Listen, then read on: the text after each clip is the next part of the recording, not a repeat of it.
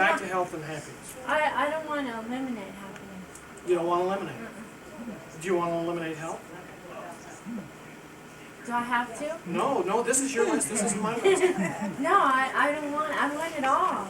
Now that's the bottom line. Okay, but, you got cancer. Go back to the original question. You have cancer, but you're happy because you've had a wonderful life. The question is would you rather not have cancer And be unhappy? and be unhappy? No, I'll take happiness. Okay, so happiness so far is the highest on here. Have we talked about money? Yeah, we talked about money. We've talked about sex. We haven't talked about sex and happiness yet? Okay. You can have sex anytime you want, with anybody you want to, every time you want to. But you're miserable. You mean it's bad sex? We have some volunteers there. Okay. Doctor falls in bed. I think she wants love. Okay. Must be. Would you, Oh, Ronald. would you rather be able to have sex anytime you want, or would you rather be generally happy? Oh, yeah. Don't lie, Rox. I told you guys on the first lesson, didn't I say we're going to get personal on this last one? Didn't say with everybody, but we always say.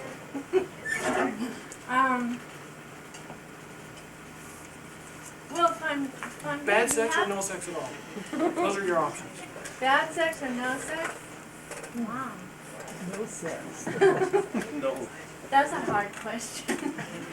Bad sex. Sex or none. Hey, what is bad But sex? if I'm not having sex, I'm I not don't gonna know. be happy. I don't know. It came out of her. Really, I was just rephrasing what she was saying. I've never had that. Any sex is good sex. You've never had.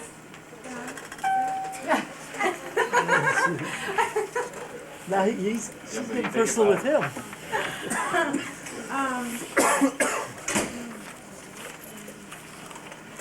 Which?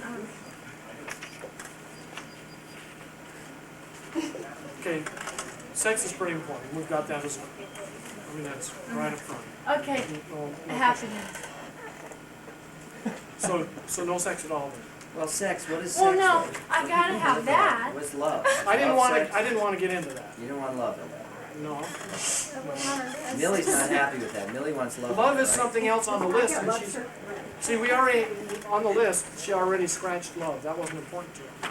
It wasn't important to her? No, it's not in her top 5. Oh, gosh, what if she didn't have her daughter's love? Well, it's not in my top 5. Well, what if your daughters tomorrow said they didn't love you? Would that matter? Yes. Okay, then obviously you need to know That'd be what you're number looking at. Family's on. You're thinking of money and sex, and you're not really thinking hard enough. For yourself. He is. What he did is marry that off Yeah, I don't know the because he wasn't here. Well, I know her I daughters. know this is tough, isn't it? Yeah, there's What- I want all this stuff on there. I know you do. I don't want to have to choose. I know you do, but we choose every day. Every choice we make has something to do with this other. Well, what's Every the choice we point? make. Well, what she did is she Well, we'll get circled to them that. at the time she thought about it. That's right. That's right. And so what we're doing is, every day you have to make your new list of priorities. And you have to make that list of priorities the way you feel that day. It's never on Sunday. That's right, because this won't be there. Right. Yeah, it will. Well, in our house too. Okay, so happiness then is more important than sex? Yeah. Happiness was more important than laughter, wasn't it? Happiness was more important than money. And happiness was more important than health. So that's number 1. Happiness. Okay. But sex was more important than laughter, wasn't it? Okay. And it was more important than money. Yeah. Okay, let me ask you this. What kind of? Okay. Suppose you're you're sort of married and sort of not, so I'll take Well, you- no, I'm not Oh, married. oh, I'm legally Legally. separated. Okay, we don't want to get into that. Okay. Suppose you're at a bar and this good-looking guy walks up to you and says, "Do you want to go home and have sex with me?" No. I'll pay you. No. You might have AIDS. Everybody I mean, has he a might price. have AIDS. Okay, $1 million. No. It's not. I might die. It's not a matter of money. So No. sex is not as important as money or more than important than money? The money wasn't important. Uh-uh. Well, then neither one are. Neither one are very important in that situation. Okay. No. Okay, let's change that around a little bit and say you really want to have sex and this guy doesn't have any money, but it doesn't matter because you really want to have sex. And you'll pay him. Oh, Would you rather pay him? Would you rather pay him bring and it have back. sex And he's or got keep your AIDS. money? keep my money.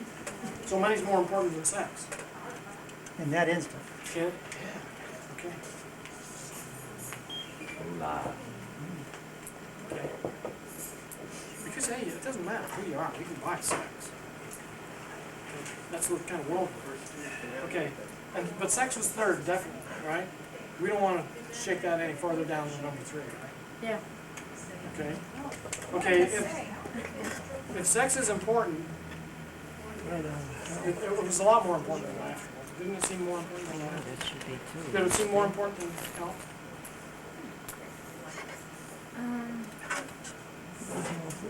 Okay, the guy's got AIDS.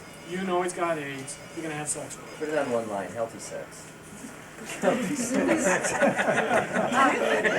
healthy. So health is more important? So sex isn't number 3? See what we're That's doing number here? 4. Sex is 4. Well, if that's true, then laughter's 5. You have to go through this every morning? She's lying. No. She's good thing, huh? Because I might drive you She's crazy. a liar. She's a liar? Am I? Okay.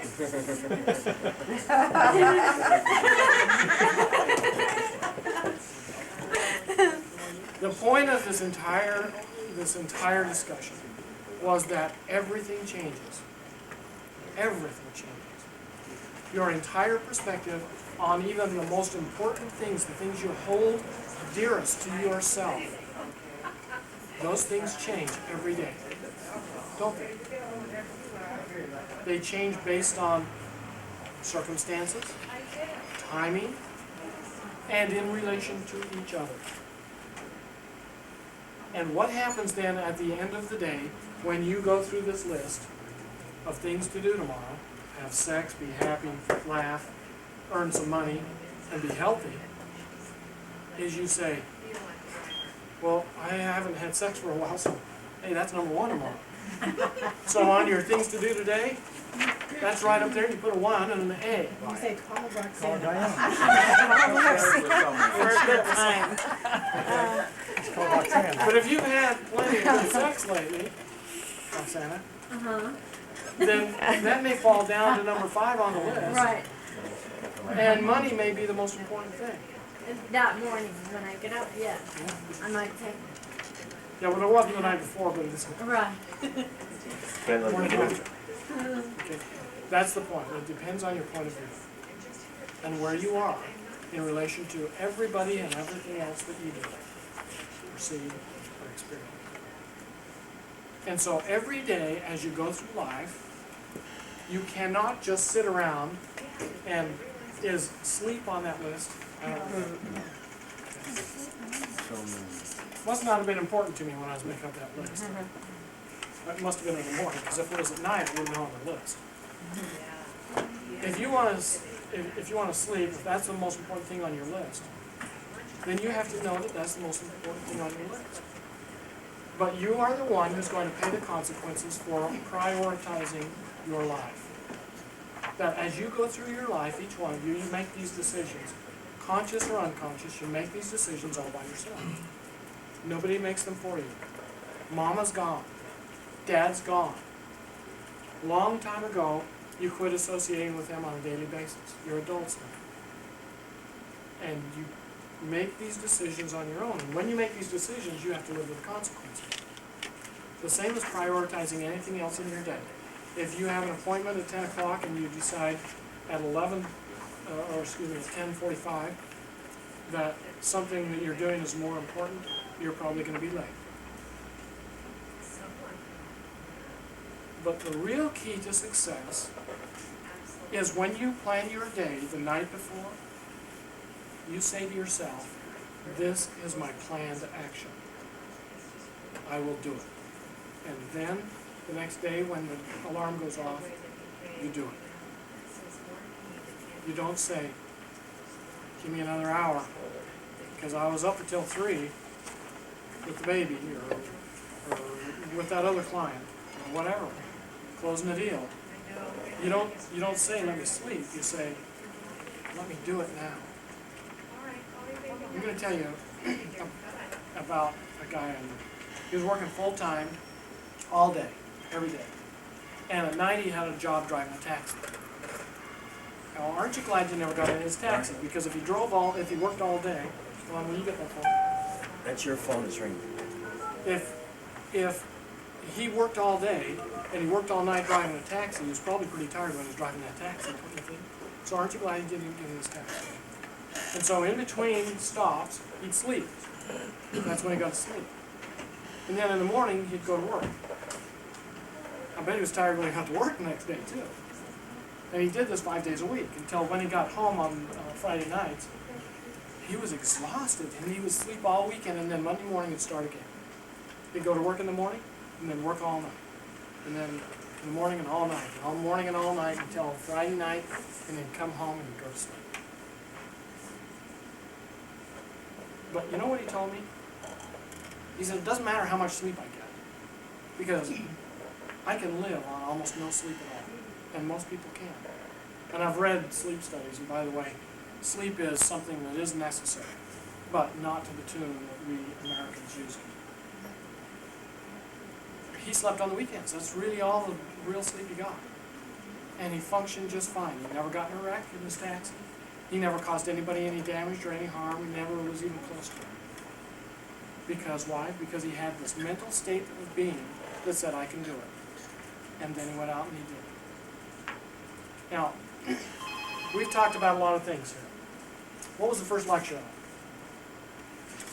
Anybody remember what the first lecture was? That's right, bonding. Oh, bad. Number 1 was on bonding. Okay, what was bonding? Was matching and marrying? Did you have a comment? No. That's right. Matching and marrying. How many of you have done any matching and marrying like that? You have, Marty. Do you want to tell us anything about it, or do you just want to brag? No, That's good, I like that. I did it. Bragging's good, I like that. Let me tell you something. What did I say when we first came back from our break? Nothing you've learned means anything. Absolutely nothing until you take action. What was the second lecture? Bonding, then what? Personality. That was not next, that was the next week. Perseverance. If anybody ever wonders why my writing's so bad, it's because I couldn't spell when I was a little kid. And I took classes in elementary school, and they didn't teach me to write or spell. Actually, the teacher said go look it up, and after looking for an hour, I scribbled it and probably misspelled it, but I got away with it because she couldn't read it. My writing's been bad ever since. Perseverance.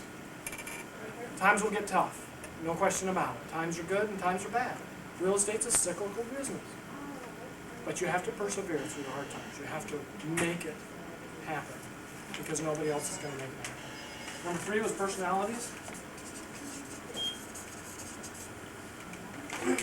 Let's review the personalities just a little bit here. Some people claim, when they see me at home, sometimes, Stephen, you've seen me at home when I'm sorry. rather kinesthetic, wouldn't you guess?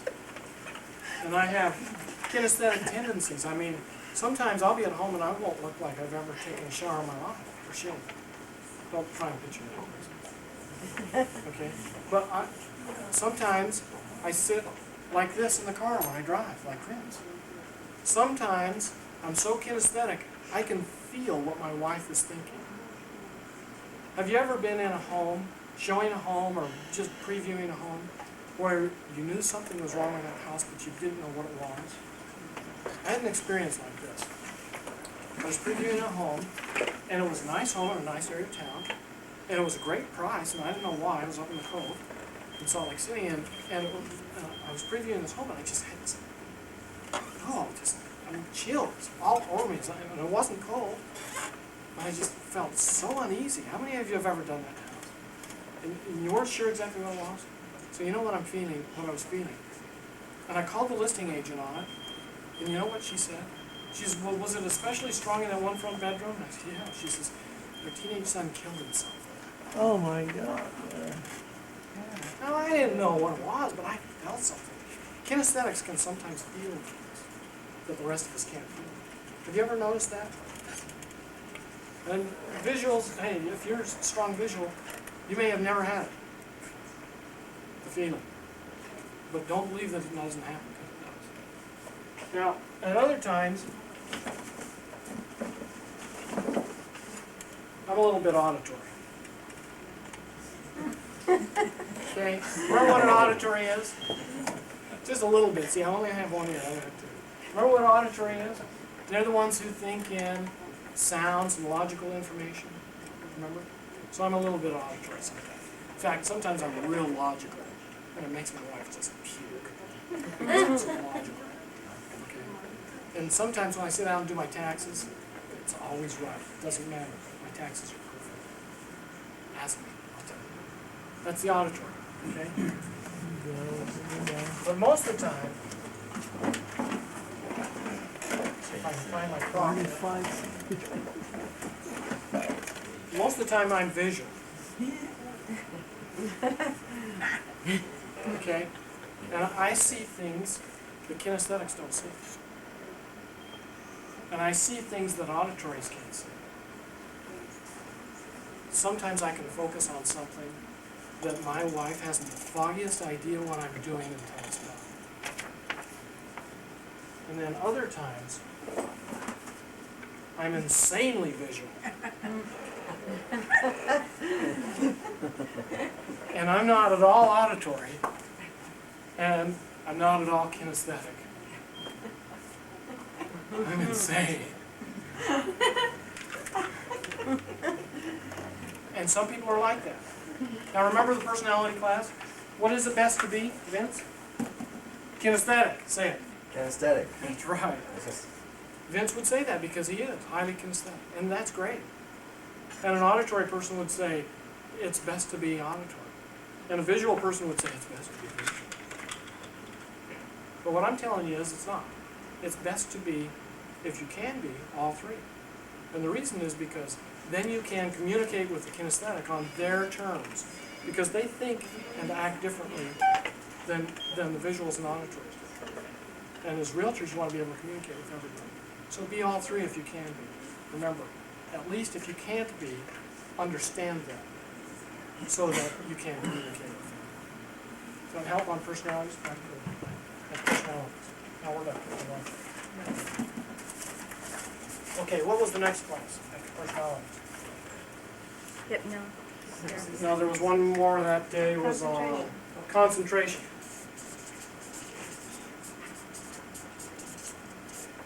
Concentration, we talked about powers of concentration, and you asked me a question, how do you remember somebody's name? And I asked you, Marty was sitting over here. Weren't you over here, Marty? And I said, do you know somebody else named Marty? Place a picture of their face next to Marty's, and that'll be easier. Concentrate on the details. Remember when I talked about this being fine art, which I thought, if you get up here and you look at the details, you'll see what's going on in the picture. And you'll see the details, but you have to concentrate on those details to see them.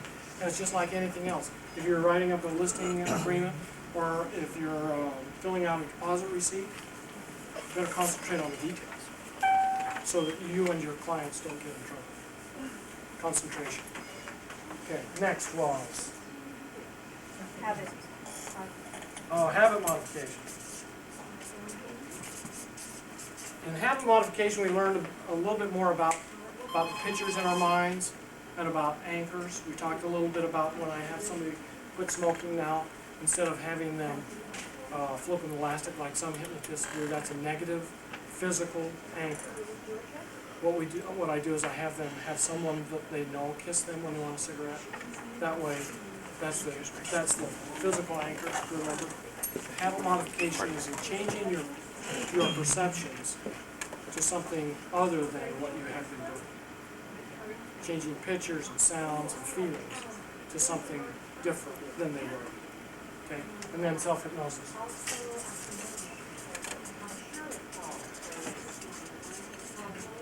How many of you remember being hypnotized last week? How many of you felt good while you were hypnotized?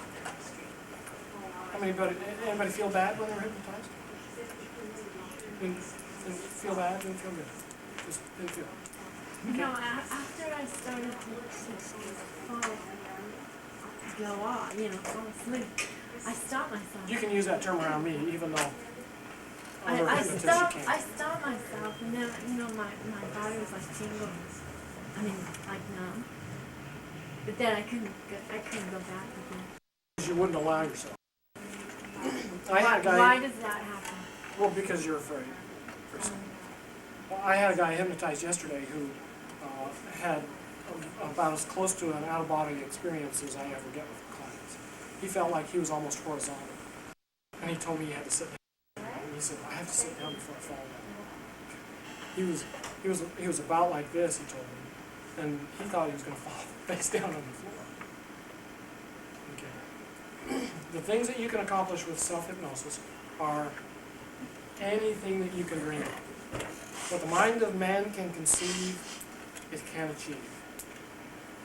But you can't achieve anything that you can't conceive of. If you can't see yourself listing 20 and selling 20, it'll never happen. But as soon as you can conceive of it, your mind will say, yes, it's possible. And you can do it very easily.